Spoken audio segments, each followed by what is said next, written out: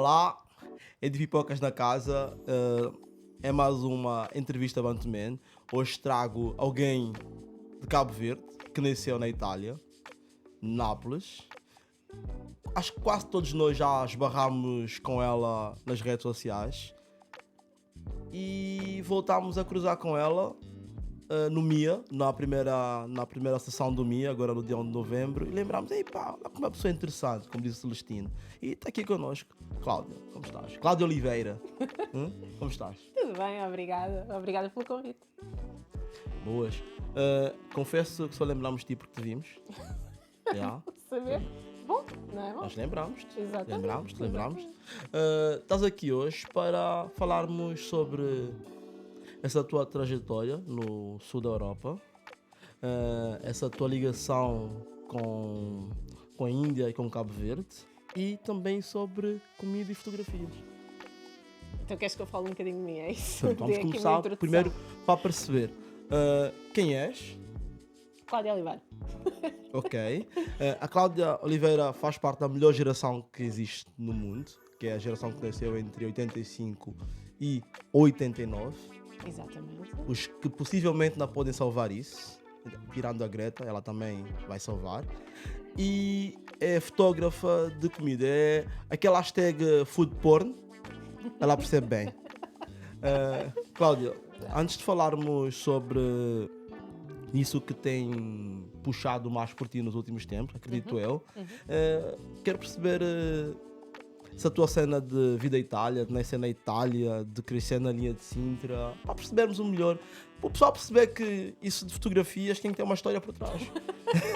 Bom, então, na verdade, toda a minha história de vida até aos 35, diria, não teve a fotografia, por assim dizer, não fazia assim parte. Eu nasci em Itália, nasci em Nápoles, naquele maravilhoso ano de 1986, e cresci em Nápoles, vivi e cresci em Nápoles até aos meus 9 anos. A uma certa altura, os meus pais pensaram que estava na altura, ou seja, houve duas razões por eu ter saído de Nápoles. A primeira foi porque o meu pai passava muito tempo fora. O meu pai era embarcado, trabalhava nos barcos, e ele passava muito tempo fora e eu vivi uma infância quase sem o meu pai, porque ele passava 6 meses fora, 1 ano fora. Então a minha mãe sentia-se quase uma mãe solteira, não é? Enquanto eu estive em Itália. E essa era uma das razões. O meu pai estava muitas vezes em Lisboa, e a minha mãe pensou, por que não mudarmos para Lisboa? Sabiam a língua, tinha uma relação muito mais chegada a Cabo Verde, estar em Portugal. O segundo também era a criminalidade que havia em Nápoles, e que ainda há, mas muito menor.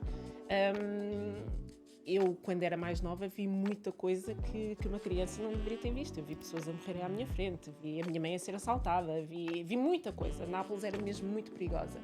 E foi esta junção de dois fatores que fez com que depois a minha mãe dissesse, não, já chega, vamos embora. E foram procurar uma melhor vida. Madonna minha. Nuno, quando ela estiver a falar de Nápoles, põe aquelas músicas do Padrinho, aquele suspense das coisas assustadoras. Para ser solidário, tipo, teu pai ia para Lisboa trabalhar. Meu pai saiu e nunca mais voltou. Ok. Yeah. Isso é muito mais complicado. Sim, e mudei para Lisboa à procura dele e não encontrei até hoje. Yeah. Ok, isso temos já é uma mais história, complicado. nós temos uma história de vida parecida. Tu és da Itália, sou de Angola, saímos dos nossos países de origem para procurar os pais. Quer dizer, você encontrou, eu não. Sim. Uma miúda que sai da Itália com 9 anos, que já tinha visto tudo, chega na linha de Sintra, fugia às picas. Não. Não, o mais engraçado nisto tudo é que quando eu saí de Nápoles, eu fui morar para a Alverca. Eu não fui morar para a linha de Sintra. E em Alverca não se passava nada. Agora a Alverca é uma cidade. Pronto, a Alverca é uma cidade ali na linha da Azambuja, ali para lá do Oriente. Sim. Pronto. Weped Gang, Neni, Fênix RDC, Exatamente. Yara Lacerda. Exatamente, Yara, minha amiga. E eu fui para a Alverca, eu vim em 1995 e a Alverca naquela altura não tinha nada. E então eu saí de Nápoles, que realmente Nápoles era uma mega cidade com tudo a passar-se. E fui morar para a Alverca que não se passava nada. E aquilo para mim foi, para mim foi horrível. Vi para cá, porque eu não falava português, eu não conhecia aqui ninguém. Eu tinha todos os meus amigos em Itália, eu estava perfeitamente bem em Itália, estava muito bem lá, e do nada os meus pais disseram: olha, Cláudia, lamento, mas vamos mudar de país. Então aquilo para mim foi muito complicado mesmo. E aliás, houve uma altura logo no início, quando eu vim para cá, eu vim no verão de 95, eu deixei de falar com os meus pais, de tão revoltada que eu estava de me terem tirado daquilo que eu conhecia e ter ido parar a um sítio onde eu não sabia falar, eu não sabia comunicar com ninguém. E fiquei assim um bocadinho revoltada. Ainda por cima, a minha mãe foi mesmo muito, muito, muito dura, ao ponto de não falar comigo em italiano. Então, os meus primeiros meses, eu lembro-me de tentar comunicar com os meus pais e os meus pais a responderem em português, que era para eu aprender português o mais rápido possível, porque eu ia começar a escola em setembro. Ou seja, aquilo tudo foi um bocado revoltante para mim. Então foi assim, ou seja, fui parar a uma cidade que não tinha nada para me oferecer, não tinha amigos, não tinha nada, mas pronto, isso depois passou, obviamente, né? Depois eu acabei por fazer toda a minha vida aqui em Portugal. Com certeza que já percebeste que tens grandes pais. Tenho. Sim. Apercebi-me tarde, na verdade, porque eu naquela altura não me apercebi, não é? E isto foi todo um trabalho de consciencialização que acabei por ter depois em idade adulta, de perceber todos os sacrifícios que os meus pais fizeram para hoje ser a pessoa que sou. Top. Sim. Top. Quando é que tu sais da Alverca para a linha de Sintra e quais foram as razões? A vivenda? O amor. Uau. O meu marido é da linha de Sintra, e na altura em que andávamos a namorar, andávamos a pensar onde é que, quando pensamos em morar juntos, começamos a ver sítios e eu sempre tive esta vontade, ou seja, eu acho que também veio do facto de muito nova ser retirada daquilo que eu chamava zona de conforto. Eu sempre andei à procura de outros sítios, então eu pensei, porque que eu não me mudo para o pé de ti? E então começamos a procurar casas naquela zona. Eu tinha 20... Então, eu quando me mudei com ele, quando fomos morar juntos, eu tinha já 25. Na verdade, nós acabamos por comprar casa. Nós já namorávamos há alguns anos, começamos a namorar, eu tinha 21. E até acabamos por comprar uma casa, porque na altura era fácil comprar casa. Bons tempos, saudades. Exatamente. E acabamos por comprar um T1 pequenino, ali na linha de Sintra. E na altura depois o meu T1 acabou por ficar fechado, porque a minha mãe entretanto faleceu. E quando a minha mãe faleceu, a minha irmã era muito pequenina. A minha irmã tinha... então eu tinha 24, a minha irmã tinha 13. E na altura o meu pai continuava embarcado e pronto, nós perdemos ali um bocadinho o chão e o sentido, não é? E na altura nós, eu e o meu namorado, na altura, marido hoje, tivemos a pensar o que é que haveríamos de fazer, se levávamos a minha irmã comigo para a linha de Sintra ou se eu ficaria em Alverca para dar aquele apoio à minha irmã. Eu, lembrando-me da minha história, quando me retiraram tudo, eu disse, não, eu não vou fazer isto com a Milene, a minha irmã, e então eu decidi que ia ficar na casa dos meus pais durante algum tempo para a minha irmã não ter assim uma grande mudança na vida dela. Certo. Então eu acabei por ficar mais tempo em Alverca, mesmo tendo a casa à nossa disposição, mas a casa ficou fechada. E depois o meu namorado acabou por se mudar comigo para a Alverca e nós tornamos quase pais da minha irmã. E depois de um ano e tal, depois de já termos assentado a situação e a minha irmã estar bem psicologicamente, com os amigos, o meu pai também estar melhor, a minha tia, entretanto, veio de Cabo Verde para ficar com a minha irmã, aí sim, acabamos mudando para a linha de Sintra. Tinha 25 anos. Minha irmã, brutal. Para quem não está familiarizado, a linha da Zambuja e a linha de Sintra têm línguas diferentes. Na linha de Sintra falam crioulo de verdade, e do outro lado falam português. E seria uma mudança extrema para a irmã e brutal. Yeah. Isso é fixe. Essa mudança e responsabilidade, tipo, imagina, do momento em que sais da Itália, adaptas a Lisboa, o teu pai ainda no mesmo struggle dele, e acontece isso com a tua mãe, pá, já tinhas um apoio, o teu marido era um bom namorado com certeza na altura também. Qual é tipo o sentimento de perceber, sou eu a responsável? Foi sabes, aquilo que eu costumo dizer é que eu não depois da minha mãe ter falecido, eu não tive tempo para pensar, tive que agir. Eu tinha senti logo que eu tinha a minha responsabilidade da minha irmã. O meu foco era a minha irmã, foi sempre a minha irmã. E o meu pai, porque o meu pai ia passar de...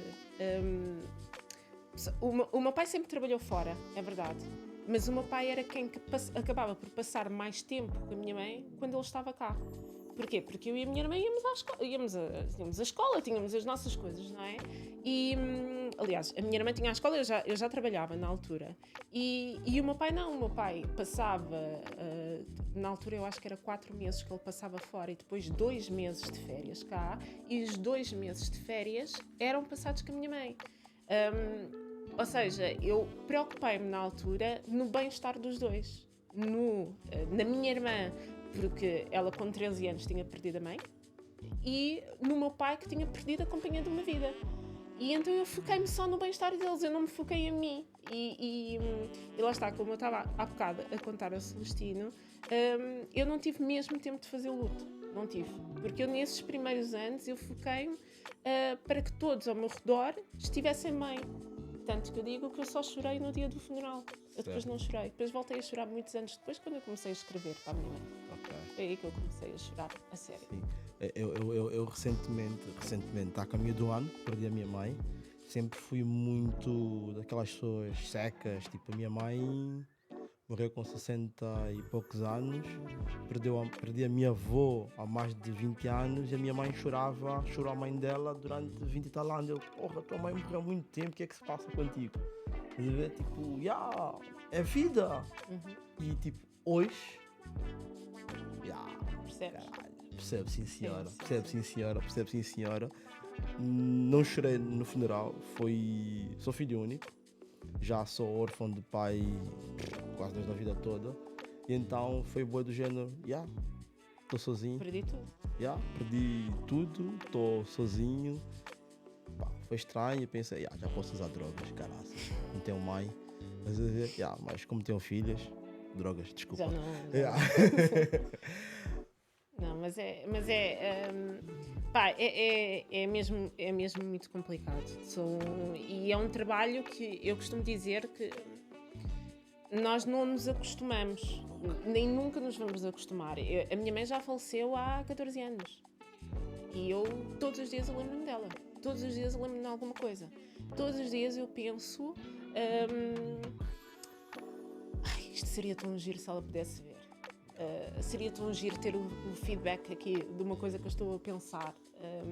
Ou seja, é mesmo um trabalho diário nosso de aprendermos a lidar com a saudade. É isso. Podemos mudar de assunto, se calhar. Com certeza. Tornar isto mais. Com certeza. Mas, vocês são um mundo, malta que tem mãe, acreditem. Agarrem-se. Não, é verdade. Valorizem as vossas mães. Tal e qual. É necessário.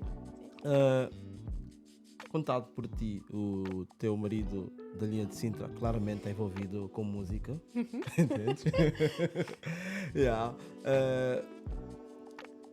Essa cena de... Imagina, sempre tiveste o teu trabalho normal, hoje és um artista, tens podcast, fazes fotografia, hoje a fotografia é uma arte e quem faz fotografia é o artista. Como é que foi, tipo, lidaste com o artista, tipo, na tua relação nos últimos 20 anos, há muito tempo, estás a ver, e hoje és artista? Sabes, eu acho que todos nós nascemos artistas. E depois, a uma certa altura da nossa vida, isso é-nos retirado. De trabalharmos a nossa criatividade e a nossa arte. Então, eu acredito que sempre tive isto dentro de mim. Só que pronto, como houve uma certa altura da minha vida em que tinha que escolher o que é que eu queria fazer da minha vida, e para os meus pais na altura tinha que ser, se eu não fosse doutora ou advogada não era ninguém. Eu não fui nem doutora nem advogada, mas eu até hoje sei que o meu pai nunca aceitou isso de bom grado. Eu hoje não ser a doutora Cláudia ou a advogada Cláudia, pronto. Mas eu sinto que sempre tive alguma coisa de criativo dentro de mim, porque eu sempre gostei de escrita, sempre gostei de imaginar, eu lia muito. Eu passei uma infância muito solitária, e eu refugiava muito nos livros e imaginava coisas e brincava sozinha e olhava para as paredes e fingia que estavam lá pessoas. Sempre fui muito imaginativa. Então eu acredito mesmo que todas as crianças, e eu tenho 2 crianças hoje, eu sou mãe de 2 filhos, e eu vejo isso neles. Em alguma altura da nossa vida, a criatividade é-nos retirada, e é uma coisa que eu estou a tentar não fazer com os meus filhos. E viver com um artista realmente, para além de ter-lhe devo ser a fã número 1 dele, porque acredito mesmo nas suas qualidades e capacidades, e ele é produtor part-time, porque ele também trabalha noutro sítio, mas todas as músicas dele, eu sempre participei no processo criativo. Lá está, nós namoramos há muitos anos, e então eu sempre participei nesse processo criativo, e uma coisa que sempre me deixou deslumbrada foi no processo criativo, no momento em que tu lhe dizes: olha, eu preciso disto, até a chegar àquilo que tu precisas. E isso aconteceu, por exemplo, com o meu podcast. Quando eu lhe disse: olha, eu quero fazer o genérico para o podcast, eu quero isto, isto e aquilo. E do momento em que eu lhe disse, ele entrou para dentro do escritório e começou a fazer, e depois ele chegar-me ao final, isso a mim sempre me deslumbrou, mesmo. E lá está, depois eu também quis começar a ser eu também criativa. Eu quis, porque não eu também estar aqui a trabalhar um bocado na minha criatividade. E foi assim que comecei a escrever. Nem foi a fotografia, foi a escrita primeiro. Porque eu estou aqui a preparar o podcast, mas o meu produtor, que é o Celestino Bastos, já falou tudo. Eu já sei tudo sobre o blog, sobre os diversos nomes, ou seja, por favor, pessoa que manda aqui, diz ao produtor para não fazer as perguntas antes de mim. Então, eu vou aqui resumir o que o Celestino perguntou antes de mim. A Cláudia gosta de escrever, tinha vários blogs, começou por escrever sobre a mãe, mais outra vez, e foi evoluindo para escrever lifestyle, depois passou para a restauração, e hoje a restauração fez o upgrade para a fotografia. Sim. A Cláudia é uma fotógrafa de comida. É assim que se diz ou tem um nome técnico? É assim, eu acho que é muito mais giro dizer food photographer, não é? And food stylist. Sim, ok, então vou começar. A Cláudia é uma food stylist. Para quem não sabe, e quando passa no McDonald's e vê o menu e tem aquele hambúrguer chamativo, e depois de pagar e percebe que não é assim tão chamativo, é culpa da Cláudia. Para quem está em África e não tem McDonald's, quando vocês vão à internet pesquisar coisas de comida, aquela fotografia da thumbnail, ela é que fez. Basicamente, sim, é isso mesmo. Sim. Isso dá dinheiro? Dá dinheiro. Dá dinheiro, mas em Portugal ainda não dá muito dinheiro. Tenho a perfeita noção que em outros países dá mais. Por exemplo, no Reino Unido o food photographer ganha mesmo muito bem, nos Estados Unidos também, em Itália também. Portugal ainda é uma coisa muito recente em Portugal. Ainda há pessoas que esta noção de fotógrafo só de comida ainda não é muito interiorizada em Portugal. Quando eles precisam de um fotógrafo para fotografar comida, eles chamam um fotógrafo qualquer. Enquanto que o fotógrafo de comida é muito mais especializado e sabe algumas coisas que ajudam a valorizar a comida, que os outros fotógrafos não têm. Mas este conceito ainda não entrou muito na série aqui. Sim. Então, olha, então, tecnicamente, daqui para frente vai ser um gajo que está cheio de dúvidas sobre fotografias e vai tirar as dúvidas aqui com a nossa food style, está bem? Então, quem quiser abandonar já o podcast, antes de ir, partilha. Já sabe tudo sobre a Cláudia, que ela nasceu na Itália, que já viu pessoas a morrerem e assaltarem a mãe dela muito nova. E quando chegou na linha da Zambuja era tudo mato. E que felizmente mudou-se para a linha de Sintra, onde viveu com artista durante muito tempo e hoje tornou-se artista. Essa foi a primeira parte do nosso podcast. Subscrevam. Para quem estiver no Spotify ou na Apple Podcast, por favor, partilhe. Põe aquele like, aquele comentário bom. Para o pessoal que usa Android, façam o mesmo. E para quem estiver no YouTube, subscrevam. Estamos atrás dos 100 mil subscritores há 10 anos. Cláudia, a cena de fotografar comida, tipo, começou do género, tu escrevias para o blog, depois chamavam-te para os restaurantes e era tipo, acredito, com iPhone, porque acho que é impossível um food style ter um Android, e foste tentar perceber como tirar a melhor fotografia para pôr no teu blog.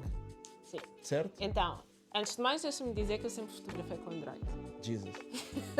Estás há quanto tempo? Eu não sou uma Apple lover. É possível. Exato. Por isso, sim, sempre fotografei com o meu Androidzinho. Então estás sempre com uma lanterna, certo? Cada luz. Não. Mas Okay. isso é tudo uma questão de técnica. Tipo, não é o equipamento que faz a fotografia, é a pessoa que está por trás. Começamos logo por aí. Ouviram, jovens? Por isso, começa-se logo por aí. Depois, sim, eu comecei com a fotografia por causa do blog. Eu quis focar-me só na área da gastronomia, e então eu ia aos restaurantes e também recebia produtos em casa para fazer receitas e depois publicá-las no meu blog. E foi precisamente não tanto na restauração, porque normalmente quando tu és convidada para ir a restaurantes, os pratos já vêm bonitinhos, por isso é só tirar a fotografia. Era mais comigo, ou seja, quando eu estava em casa a fazer as receitas com os produtos que me enviavam, eu queria ter uma fotografia bonita. E foi aí que eu comecei a interessar-me mais pela fotografia de comida. Como é que eu torno isto mais bonito? Como é que isto fica mais apetecível para as pessoas que estão a ler o meu blog e que queiram fazer esta receita. E foi aí que eu comecei a me interessar realmente por fotografar comida. E acabei por, a uma certa altura, chegava a minha galeria do telemóvel, era ou fotografias de comida ou fotografias dos meus filhos, não havia outra coisa. Okay. Era tipo, só isto. E então pronto, comecei a tirar muitas, acabei por me especializar. O especializar-se é tipo muitos vídeos no YouTube, doméstica, ou foste mesmo estudar? Não, então, e eu não sei se isto não vai ser, não sei se isto vai jogar muito a meu favor. Mas eu nunca tirei um curso de fotografia. Eu não fui tirar um curso de fotografia.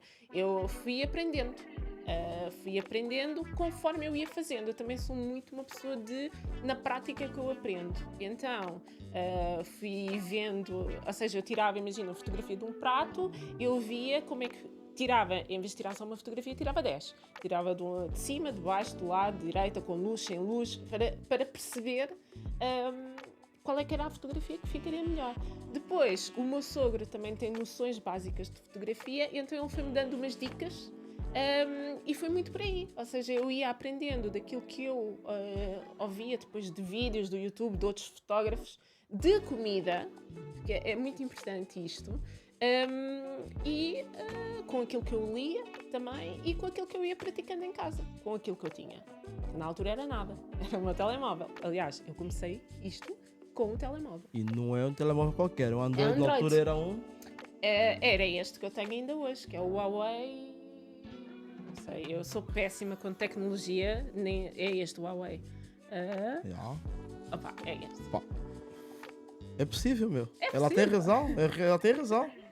É possível. Ela tem razão. É isso. qual é a receita da fotografia? Quantos do que tu ganhas mensalmente, no geral?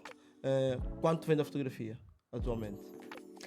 Então, isso é muito esporádico. Ou Não, seja, é mais uma base. É 10%, 20%, não, 20% até. 20%. Depende muito. Sim. Porque é muito por cliente, por necessidade. Há épocas em que acabas por ganhar mais porque tens mais clientes, tens mais trabalho. Há épocas em que não acontece nada. Depende mesmo muito. Mas se tiveres boas bases, e atenção, eu não sabia estas coisas todas quando eu comecei. Eu fiz imensos erros, Certo. imensos. Mas com uma boa base e com umas boas noções do teu valor, porque isso também é importante, porque eu quando comecei eu não me dava o devido valor, e também é verdade que aquilo que eu sabia há 3 anos não é o mesmo que eu sei agora, mas comecei mesmo com um valor muito baixo, mesmo. Eu só queria era ter trabalho, eu só queria era Certo. que me contratassem. Atualmente tens mais clientes individuais ou marcas? São mais clientes individuais. E por norma pedem para fotografiar? Tipo, imagina, eu que sou formado em Instagram, as minhas fotografias têm uma bosta. Cláudia, vai lá, faz aí uma lasanha para mim, tira uma foto para eu postar amanhã. Não, postar amanhã não. Ok. Ou seja, também depende muito da altura, mas eu gosto de trabalhar com tempo. Ou seja, eu também escolhi ter uma maneira de trabalhar. E se isso às vezes me faz perder clientes, faz. Mas eu prefiro isso do que comprometer o meu trabalho. Porque eu sei que não vou-te conseguir dar uma fotografia boa se tiver que estar a fazer tudo à pressa. Tecnicamente tens que saber cozinhar também. Sim. Chatice. Sim. É que eu pensei que não. Eu tenho uma amiga minha que é style, faz decoração, essa cena toda. E na minha cabeça, ela por conhecer todas as decoração, ela tinha umas fotografias com os pratos todos, porque também da cozinha para caraças. Cozinhou para jantar e tenho certeza absoluta que ela passou no mini press, comprou aqueles sacos de. Como é que se diz? Arroz de marisco. Sim. Agarrou, largou na água, ferveu, pôs no coador e serviu-me. A ver que a comida era horrível, tipo. Depois pôs umas salsas, tipo. Não, mas yeah. isso, Mas tem que saber mesmo cozinhar de verdade. Não tem de saber cozinhar, mas se saberes cozinhar eu acho que é um que added value. É que eu penso, tipo do género, o hambúrguer, por exemplo, o que vai ficar tipo a mostra é tipo a borda, é tipo agarras, tipo grelhas só a parte da frente, estás a ver? Tentas ir tirar, tipo, tentas chegar cedo ao mini preço, o pão está a chegar, tipo, para não estar amassado. Tipo, umas folhas de alface. Eu pensei que fotografia era essa cena. Tipo, é que tipo, Mas é tu verdade, fazes também fotografia de coisa que se come. Sim. Não, mas sim, faz fotografias de coisas Essa cena é que se difícil comem. para caraças. Não, fazem-se fotografias de coisas que se comem. Aliás, eu acho que eu nunca tirei uma fotografia a algo que não fosse mesmo comestível. Porque eu sei que há muita coisa, se tu vires vídeos de fotografia de comida dos Estados Unidos, por exemplo, que estão muito mais avançados. Eu estive a fazer uma pesquisa para tentar perceber o que é que tu fazes e eu só vi tipo fio no hambúrguer, coisas do género. Eu disse, man, isso aqui é o Spielberg, tipo, isso aqui é produção só. Não. Também há, por exemplo, eu quando fotografo menus, por exemplo, de restaurantes, a comida é real. Ou seja, eles levam-me lá, há uma série de pratos que eles fazem para eu fotografar. E é mesmo comida real e comida que depois tu comes. Tu decoras? Tu é que decoras ou são eles que decoram? Depende. Se me pedirem para decorar, eu decoro. Okay. Mas é um trabalho à parte. É um trabalho à parte, ok. Sim, é também o food stylist. Também decoras fixe? É assim, eu acho que sim, não é? Mas vou abrir aqui um parênteses, malta. Novamente, é um pequeno intervalo para eu tirar dúvidas minhas. Aproveitem e subscrevam ao YouTube e façam like no Spotify e na Apple Podcast. Sabes o que é funge? Sei, claro. Eu não sei o que é que eu fiz. Como é que se decora funge? Não é... É assim. Atenção, tu não precisas de... eu sou muito apologista, porque eu sou bastante tradicionalista. E eu não gosto de... Obviamente que se me aparecer no trabalho, eu faço. Mas eu não sou muito apologista de mudar, sei lá, um funge para que ele fique bonito na fotografia. Tu consegues fazer uma fotografia bonita com uma luz correta, num ângulo correto, do funge como ele é. Eu fiz no outro dia, já foi há algum tempo, mas publiquei no outro dia uma fotografia de uma cachupa e era uma panela de uma cachupa e a cachupa estava lá lindíssima. Mas a do meu dia, ver. do dia, feita no dia. Feita no É dia. que a cachupa dormida na fotografia fica horrível. É tipo quando se acorda depois de uma noite. Não, também Tem fica sabor, bonita. mas Também fica fica. bonita. E tu não precisas de... lá está, tu não precisas de estilizar o prato em si. Ok. Porque eu acredito muito mesmo que a essência do alimento em si é aquilo que é. Eu não vou estar a fazer uns cubinhos de, sei lá, de funge. Não vou estar a fazer para ficar bonito na fotografia. Não faz sentido nenhum. A meu ver, tens é que saber trabalhar com aquilo que tu tens à frente. E isso vai muito pelo olho do artista, pela luz e depois a edição. Basicamente é isto. É que, tipo, eu tenho um restaurante, eu ligo para a Cláudia. Estou, Cláudia. Exatamente. Olha, tenho aqui uma cachupa, já está aqui há 2 dias, mas pus no congelador. Quero vender. Tira a fotografia para eu pôr lá na Uber Eats. No Yeah. Uber Eats. E tu sais de casa, estás o material todo. Ponho a cachupa no prato. Eu tenho fotografias da cachupa no meu Instagram. Mas... Editor. O Instagram dela. Yeah. Mas basicamente é isso. Agarro num prato, ponho a cachupa de uma maneira que fique bonita. Ou seja, para mim, o estilizar neste caso é não termos bocados de milho para fora do prato, não termos ali aquelas coisas arrastadas. Estar tudo muito bonitinho dentro do prato, com o ovo estrelado, porque estamos a falar de uma cachupa Dormida. e com o ovo estrelado em cima. E depois com um ângulo bonito em que se vêem as duas coisas e a luz certa. É que, epá, dentro da minha ignorância, para a cachupa dormida ficar bonita, tem que ser loiça da Zara Home. Não é preciso tanto. Claro que a loiça também ajuda. Não, como é verdade. óbvio. É que eu Como passei lá para ver aqueles pratos agora, lá na moda. São pratos normais, mas tinha uma bordinha assim. 4 pratos. 30 euros, pá. Jesus. É essa a tua loiça, não? Não, mas é assim. A loiça também ajuda, obviamente. Mas isso também depende do tipo de fotógrafo que tu és. Eu, por exemplo, considero-me uma fotógrafa muito minimalista. Não gosto demasiado das coisas ao pé do prato. Então, obviamente, que um prato mais bonito acaba por te ajudar. Mas às vezes não tanto, porque se o teu prato bonito for um prato trabalhoso com bonecos ou qualquer coisa, só te vai estragar a fotografia, porque depois tens demasiada coisa. Não é? Por isso, sim, também é verdade que é preciso encontrar o material correto para apresentares a tua comida. E o material correto passa muito pelo o prato. Se quiseres ou não usar talheres na fotografia, por exemplo, para o Uber Eats, não usas talheres, normalmente. É só mesmo o prato. Arranjar um prato bonito, normalmente lá está para o Uber Eats, é um prato normal, daqueles brancos, minimalistas. E depois tirar a fotografia. Yeah. Mas eu tenho alguma louça da Zara Home, tenho. Eu tinha essa noção que, de alguma forma, tinha que ter... é que... Sim. As grandes casas de moda estão todas aí para essa cena para a família, loiça, tipo, de verdade. Então, de alguma forma, a culpa é tua, não? Não. Não. Ainda não tenho essa influência. Não tenho essa influência. Mas não, eu acho que não é...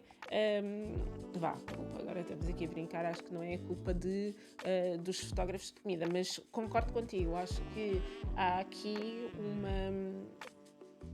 um embelezamento de todas as coisas que tenham a ver com casa, família, estarmos juntos em harmonia à frente, numa mesa. Certo. E esse embelezamento acho que cada vez está-se a notar mais. Sim, concordo. As redes sociais mudaram o mundo, não? É que, imagina, eu tenho um amor e ódio pelas redes sociais. Somos dois. Tem aquele dia em que você acorda, fixe para caraças, beijo o ombro e berra, estou em dia, tipo, tudo aí, caraça, Jesus. Em dia, entendes? Mas estás broke. Tipo, olhas tipo o telemóvel, não façam isso assim que acordarem, por favor. Podem começar mal o vosso dia. Olhas para aquele gajo que por norma está mais fedido que tu, está na Grécia, meu.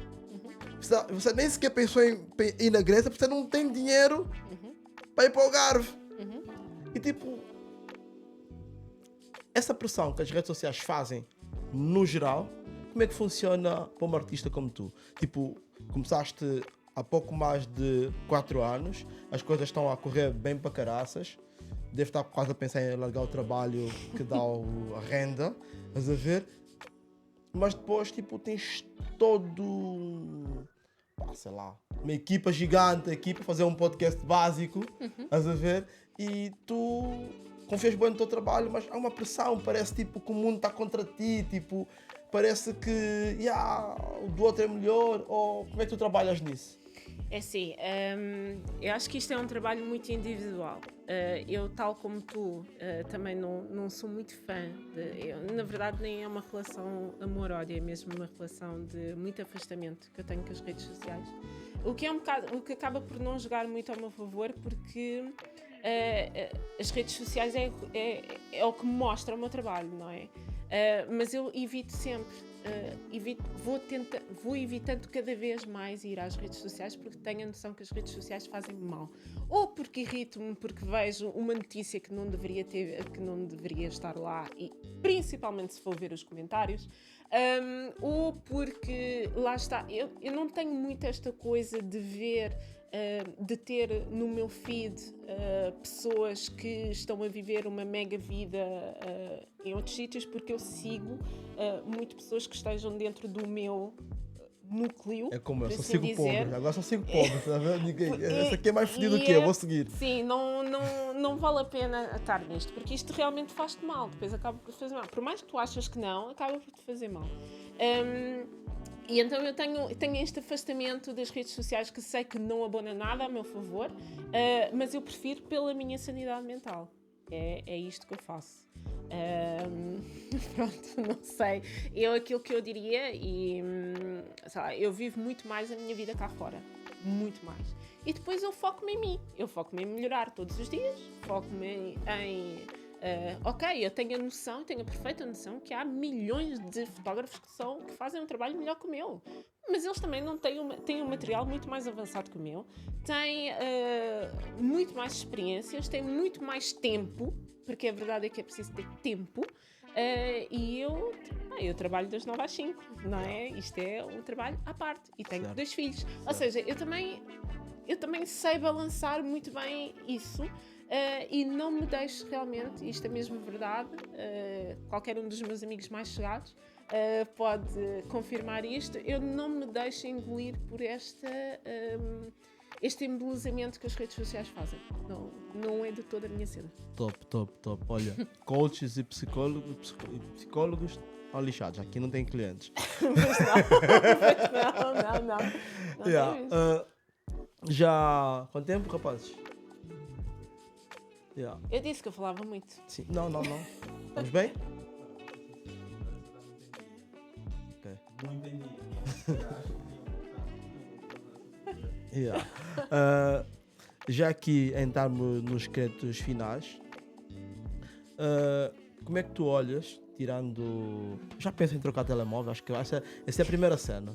Vais trocar telemóvel, vais mudar... É que sabes, todo o pessoal das redes sociais diz que o melhor telefone para fotografar é o iPhone, para subir as redes sociais, entende? E tu estás a contrariar tipo uma tendência de 20 anos quase. É sempre um choque quando as pessoas dizem, mas tu não tens um iPhone? Ou então quando dizem, arranjem aí um iPhone, por exemplo, festas, arranjem aí um iPhone para tirar a fotografia de amigos. E depois dizem, a Cláudia de certeza tem iPhone. Não, a Cláudia não tem iPhone. Porque, não tem mesmo.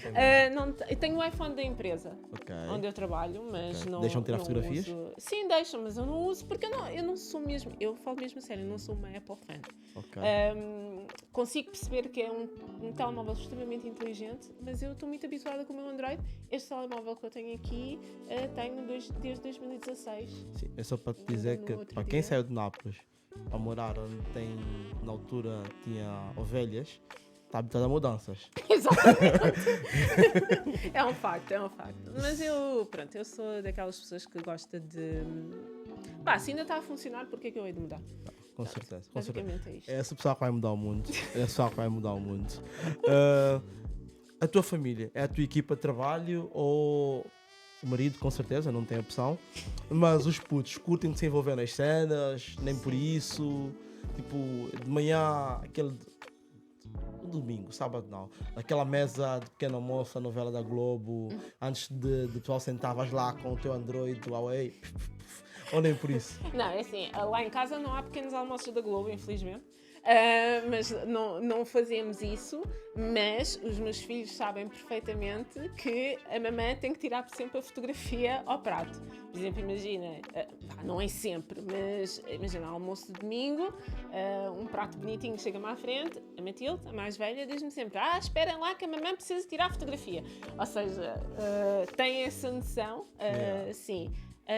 Mas sim, eles são muito participativos, ou seja, eu já cheguei até mesmo em montar sets de fotografia lá em casa, porque eu fotografo muito em casa, a montar sets de fotografia. Eu tento sempre que isso não aconteça com eles lá, porque assim me concentrar mais e trabalhar melhor, mas às vezes não dá, eu tenho que fazer, e eles estão lá e adoram ver o set a ser montado. E depois, pronto, mais a Matilde, que é mais velha, tenta sempre participar e pôr aqui a mão e não pôr a mão e ver e como é que fica, e é muito giro de ver também.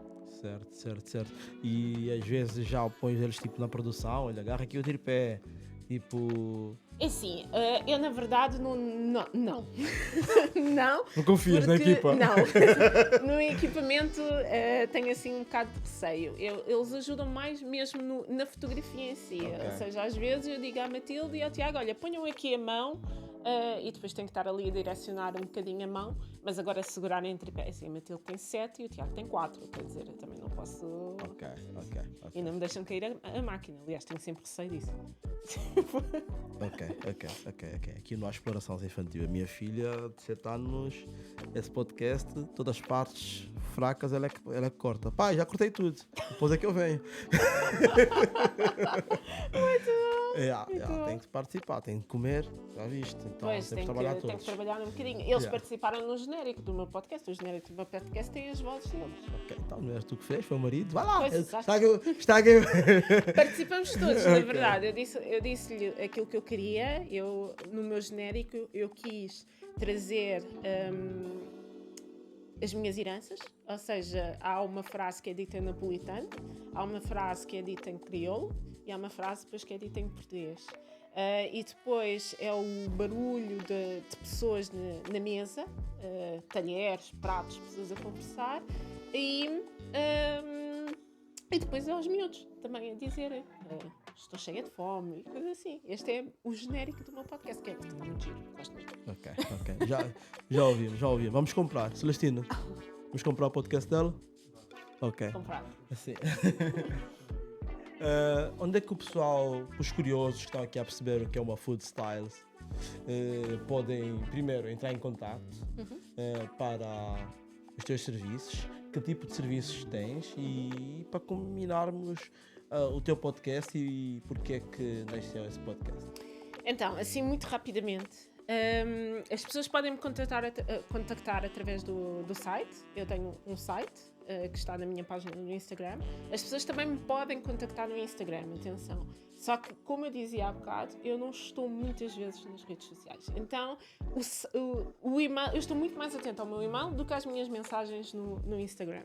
E então, se houver assim, uma urgência ou qualquer coisa, as pessoas podem me sempre contactar por e-mail, que eu respondo. A minha resposta é quase imediata. Nem que seja o acknowledge de que eu recebi a mensagem.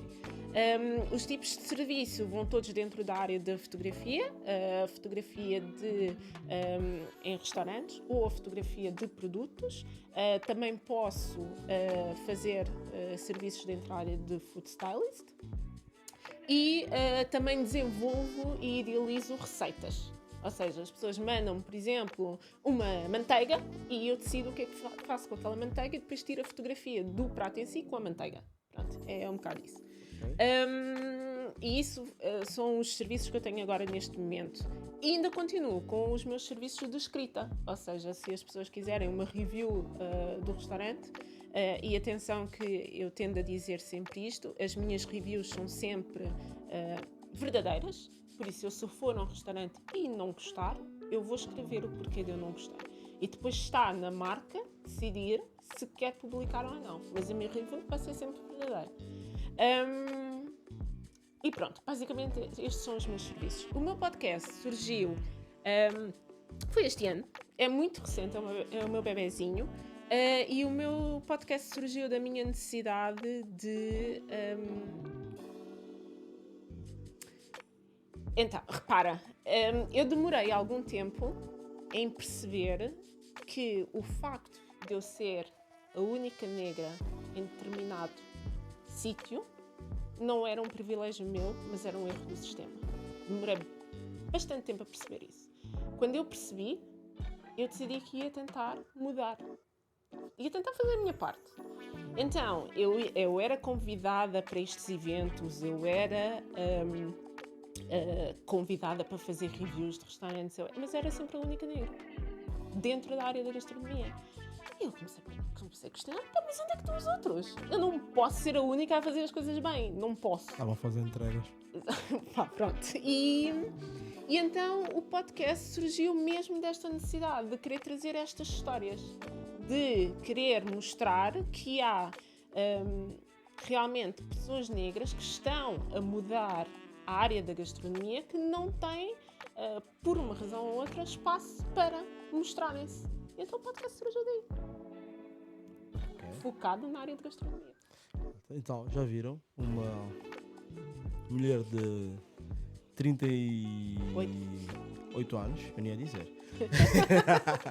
Sim, da melhor geração que está viva até hoje, que é a geração de entre 85 e 89. E não é porque eu sou dessa geração, porque os que nasceram antes fizeram nós. Os que nós fizemos não dá para aproveitar. Então é a Cláudia Oliveira, é uma food style. Ela está na entrevista Bantuman.